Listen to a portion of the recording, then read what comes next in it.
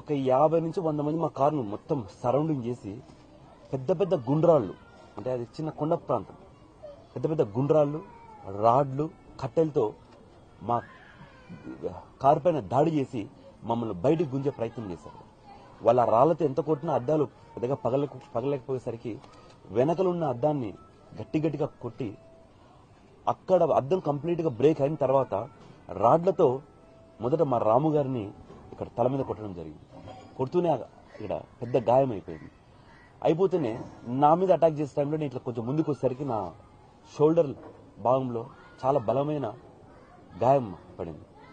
అయినా కూడా వాళ్ళు ఇంకా లోపలికి రాడ్లు పెడుతున్న గట్టిగా పట్టుకోవడం చూసి మమ్మల్ని బయటికి గుంజలేక సుమారుగా ఒక 10 లీటర్ల పెట్రోల్ను మేము కూర్చున్న వాహనం మీద వేసేసినాం. పెట్రోల్ వాళ్ళు అంటించబోయే టైంలో ఇంకా మేము ఈ సెంటర్ లాక్ అయిపోయింది, బండి ఫైర్ అయిపోతున్న ఉద్దేశంతో ఇమ్మీడియట్ గా రాము గారు అట్నుంచి రావడం చూసి మొత్తం బయటకు వచ్చేసరికి అక్కడికి వచ్చిన వాళ్ళందరూ రాము గారిని పట్టుకోవడం కోసం పరిగెత్తారు.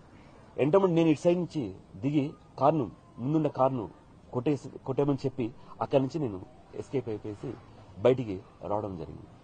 అంటే ఒక పులివెందల, ప్రశాంతమైన పులివెందల,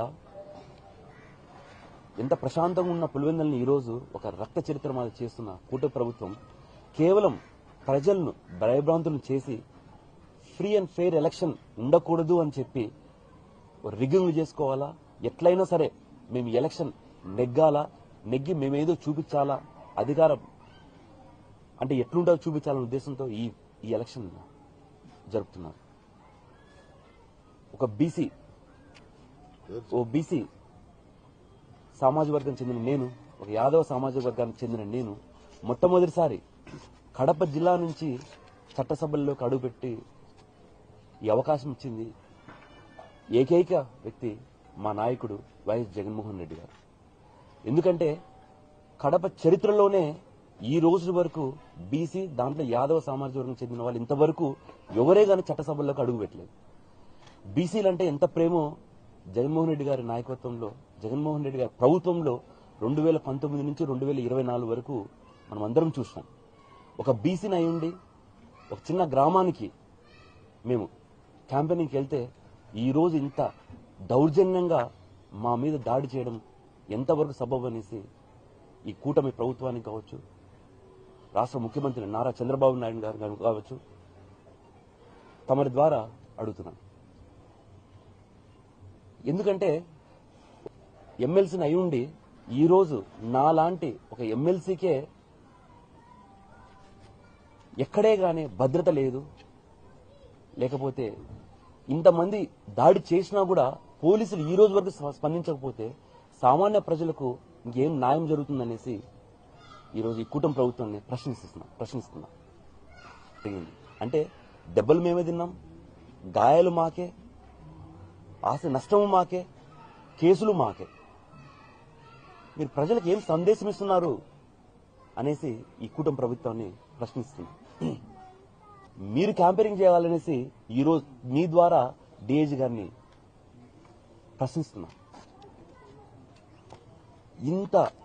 ఇంత ఘోరమైన ప్రభుత్వం లేదా ఇంత అరాచకమైన ప్రభుత్వం మన ఆంధ్రప్రదేశ్ చరిత్రలోనే ఎక్కడా లేదు. ఎందుకంటే మేము ఎలక్షన్ క్యాంపెయినింగ్ ఎక్కడికి పోయినా కూడా ప్రజలు ఎంతో సంతోషంగా మేము ఇప్పుడు వేసే ఓటు వైఎస్ జగన్మోహన్ రెడ్డి గారికి వేస్తాం ఓటు అని చెప్పేసి మమ్మల్ని ఆదరిస్తున్నారు. కానీ మీరు, మీ నాయకులు ఇంటింటికి పోతే 2024లో ఎలక్షన్ ముందు ఏం మాట చెప్పినాం, ఈరోజు మీరు ఏం చేస్తున్నారనేసి ప్రశ్నించి వాళ్ళని కొట్టే పరిస్థితి ఈరోజు ఈ రాష్ట్ర ప్రజలు చెప్తున్నారు. కేవలం ఈ ఎలక్షన్ మీరు ఫ్రీ అండ్ ఫెయిర్ ఎలక్షన్ చేయకూడదు, మీరు ఓడిపోతారనేసి ఒక ఉద్దేశంతోనే ఇట్లా భయపడించే కార్యక్రమం చేశారు. మీరు ఎన్ని కార్యక్రమాలు ఇట్లా భయపడిచే చేసినా వైఎస్ఆర్సీపీ పార్టీ నాయకులు గాని, కార్యకర్తలు గాని ఎవ్వరు వెనక అడుగు వేసే ప్రశ్నే లేదు. ఎంతవరకైనా సరే మేము పోరాడతాం. పులివెందల గడ్డపై వైఎస్ఆర్సీపీ జెండా రెపరెపలాడేలాగా మేమందరం కష్టపడతామనేసి ఈరోజు పులివెందుల ప్రజలకు లేదా మీ అందరికీ తెలియజేయండి.